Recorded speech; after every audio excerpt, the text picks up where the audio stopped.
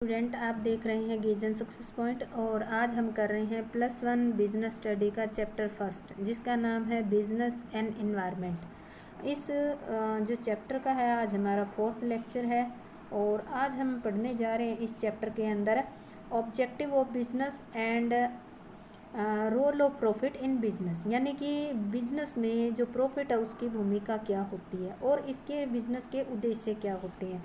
आज हम इस लेक्चर के अंदर इसको डिटेल से पढ़ेंगे। तो सबसे पहले हमारा आ जाता है ऑब्जेक्टिव ऑफ बिजनेस। तो ऑब्जेक्टिव को मोटे मोटे तौर पर इन्होंने दो पार्ट में डिवाइड किया है। एक को तो इन्होंने कहा इकोनॉमिक ऑब्जेक्टिव और दूसरा इन्होंने कहा सोशल ऑब्जेक्टिव। तो अब इनको हम देखते हैं एक चार्ट के थ्रू अच्छे ढंग से। तो दो पार्ट में डिवाइड कर दिया इन्होंने, इकोनॉमिक ऑब्जेक्टिव और सोशल ऑब्जेक्टिव। इकोनॉमिक ऑब्जेक्टिव जो होता है वो 3 टाइप का होता है, जैसे प्रॉफिट मेकिंग का, क्रिएशन ऑफ कस्टमर का, इनोवेशन का। और जो हमारा सोशल होता है उसको भी 3-4 पार्ट में डिवाइड किया है, जैसे high quality goods at fair price पे देना, कंट्रीब्यूशन टू कम्युनिटी डेवलपमेंट, समाज के विकास में योगदान देना, फेयर रिटर्न टू इन्वेस्टर, जो इन्वेस्टर है जो बिजनेस में पूंजी लगाते हैं उनको भी उचित मात्रा में उनका लाभ देना, या हम करते हैं प्रोवाइडिंग मोर एम्प्लॉयमेंट, यानी कि ज़्यादा से ज़्यादा रोजगार प्रदान करना। तो इनको अब हम डिटेल से करेंगे। सबसे पहले हम करेंगे इकोनॉमिक ऑब्जेक्टिव और फिर हम करेंगे सोशल ऑब्जेक्टिव। तो इकोनॉमिक ऑब्जेक्टिव होते क्या है, यानी कि व्यवसाय का हमने देखा होगा कि व्यवसाय जो स्थापित किया जाता है, इस्टेब्लिश किया जाता है, तो जब व्यवसाय वर्ड दिमाग में आ जाता है तो सीधा सा ये आ जाता है कि हाँ प्रॉफिट कमाना है, यानी कि व्यवसाय का उद्देश्य ही धन कमाना होता है। धन उपार्जन के उद्देश्य से ही हम बिजनेस करते हैं।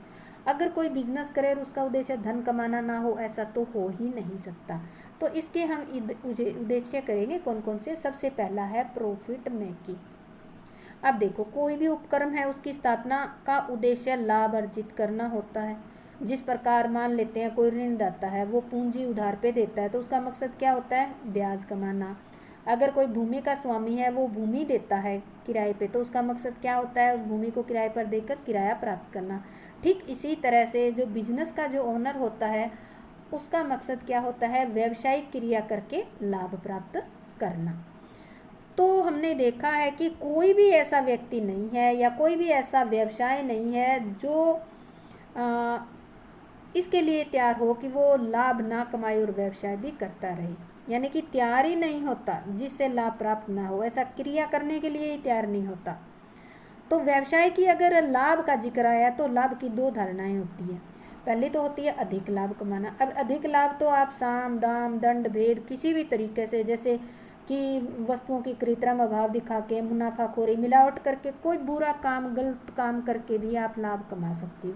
क्या आपको लगता है कि ये टिका रहेगा? नहीं, कुछ टाइम तक हो सकता है आप लाभ कमा लो, मैक्सिमम लाभ कमा लो, पर ये परमानेंट का लिए नहीं हो सकता, तो ये गलत होगा। दूसरी धारणा आती है सफिशिएंट प्रॉफिट। अब जो सफिशिएंट प्रॉफिट होता है उसमें कोई भी गलत काम नहीं किया जाता, उसमें केवल इतना लाभ कमाया जाता है ईमानदारी से। जी बिजनेस एक उचित प्रॉफिट कमाता रहे, उसको मैक्सिमम प्रॉफिट की लगन नहीं होती, वो किसी भी तरह का कोई गलत काम, मुनाफाखोरी, मिलावट वगैरह का कोई भी काम नहीं करता।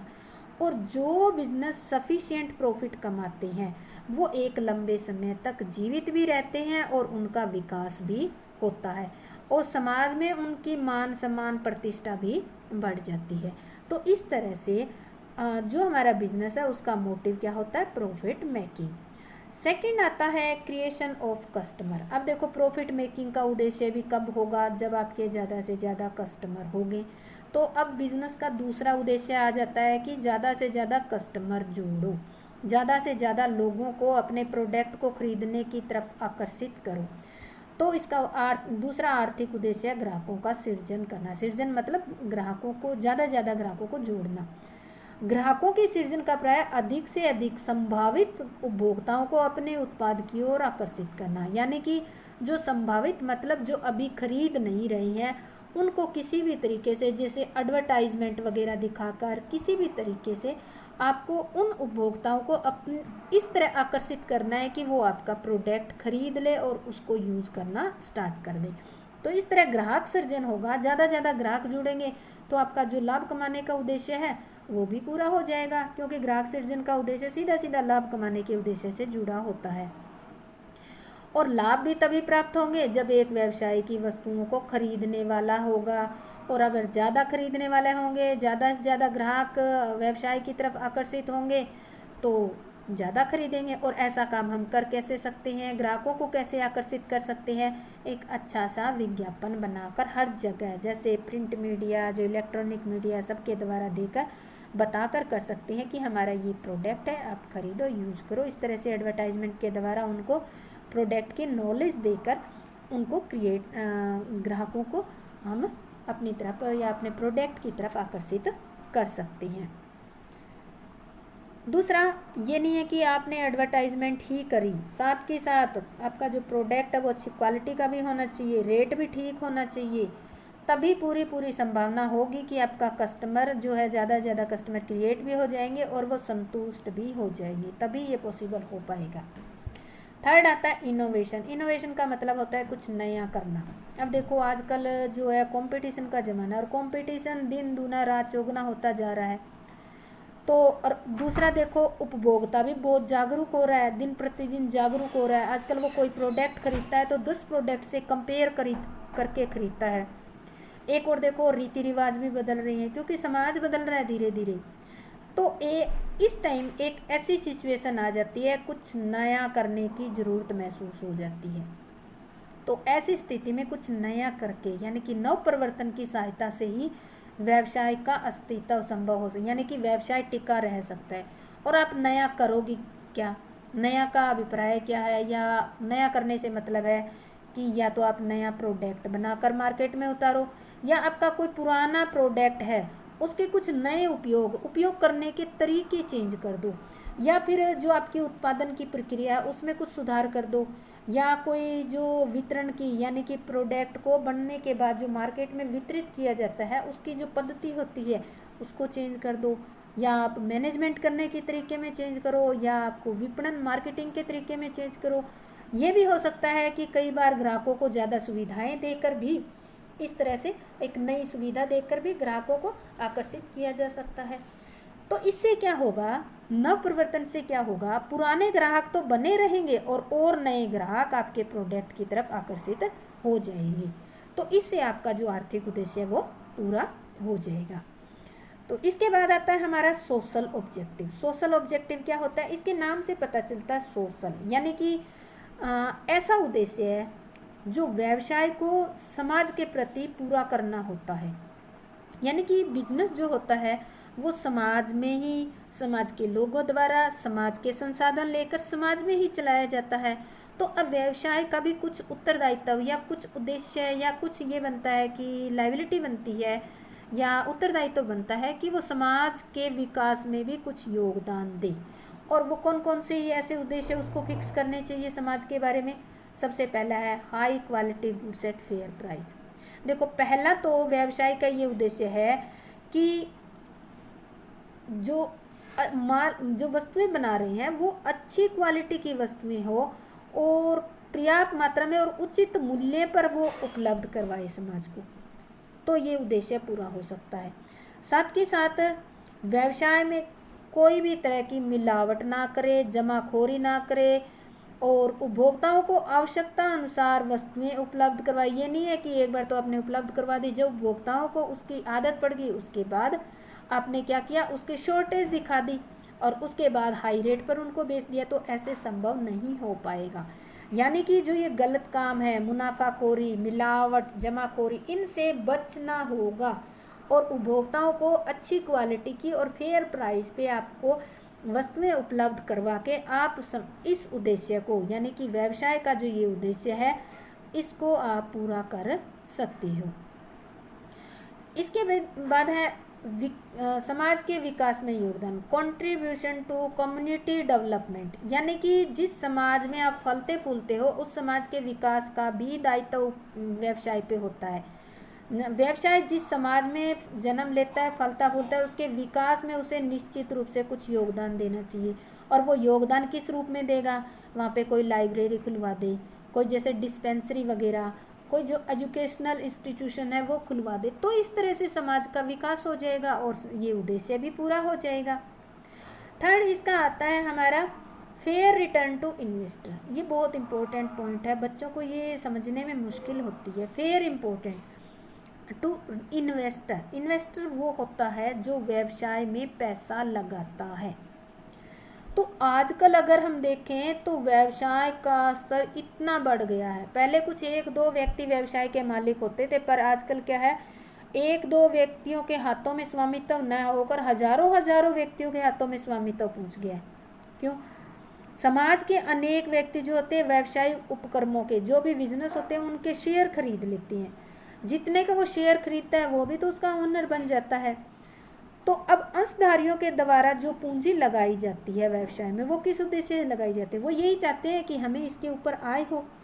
तो अभी अंशधारी अपने निवेश के बदले में कुछ लाभ का हिस्सा यानी कि लाभांश के रूप में चाहते हैं कि हमें भी मिले, हमने पूंजी लगा रखी है, हम मालिक हैं इस बिजनेस के, तो वो इस उम्मीद से लगाते हैं। तो बिजनेस का ये भी दायित्व बनता है कि वो अपने जितने भी इन्वेस्टर है उनको डिविडेंड जरूर दे, इतना प्रॉफिट कमाए ताकि सबको डिविडेंड भी मिल जाए।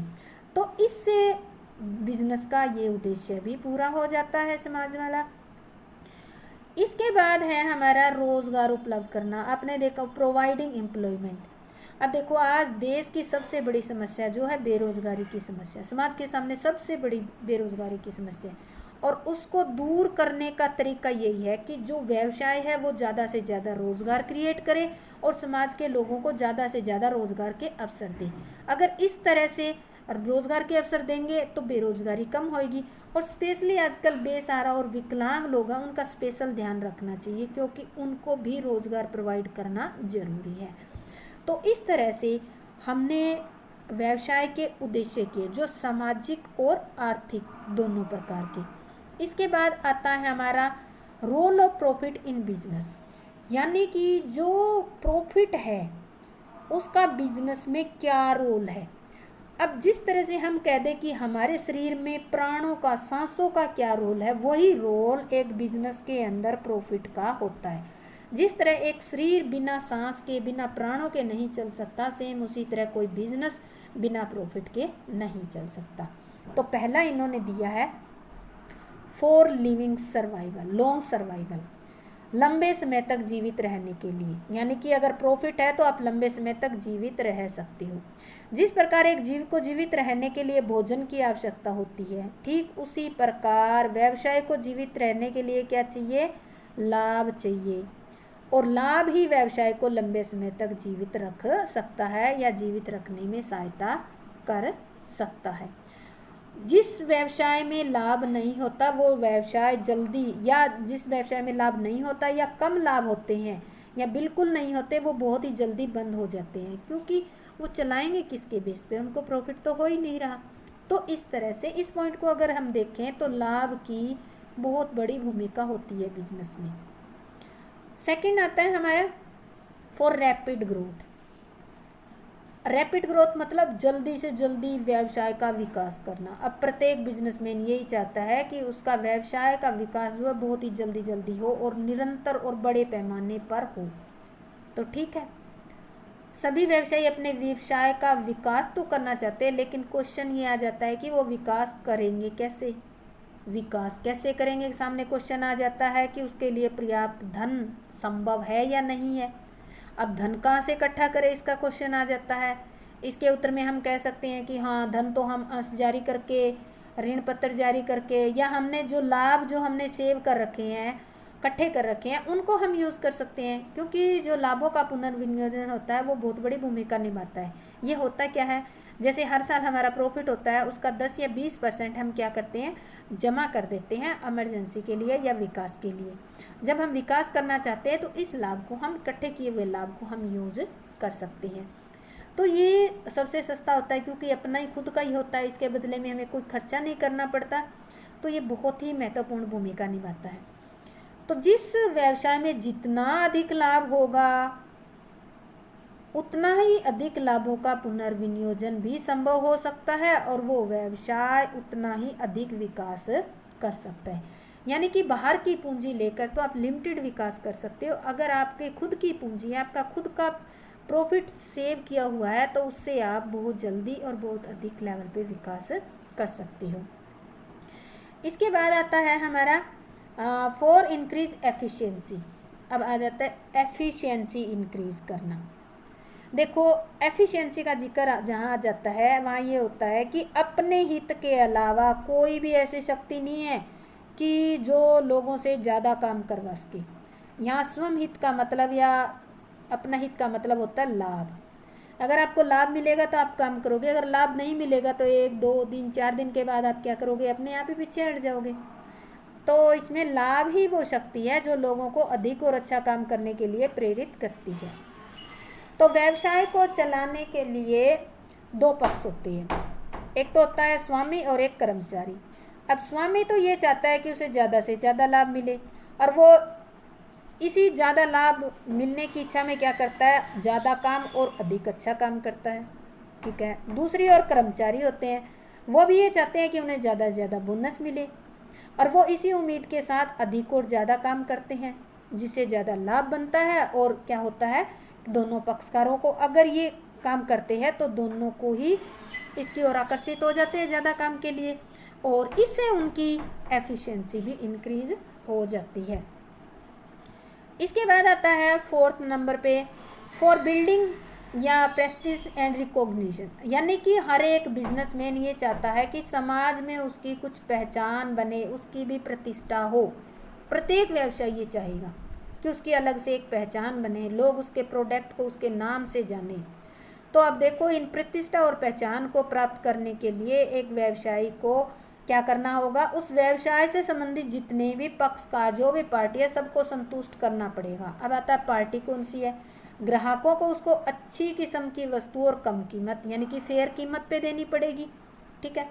कर्मचारी जो है उनको उसको पर्याप्त पारिश्रमिक देना पड़ेगा, जो भी मजदूरी सैलरी जो भी दे रहा है उचित देना पड़ेगा।